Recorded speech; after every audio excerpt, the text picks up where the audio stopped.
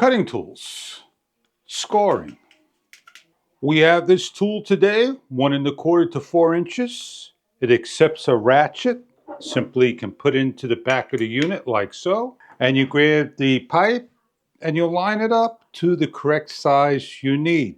As you can see the fitting, it goes right in here like so. And then you simply just turn. Now you can see the little cutting and shavings due to the blade over here. I'll do that again for you.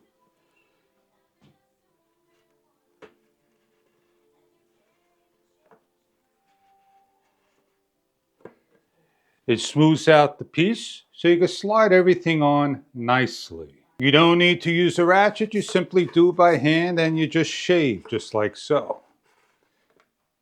Now in order to change this, you're going to need an Allen key. Check online for further detail about the product. You simply unscrew, take out, and you're able to take the blade and switch it over in case you ever need to use a sharper edge. And lock right back up. They made it flexible with 2 bands of metal so it could flex a little and give.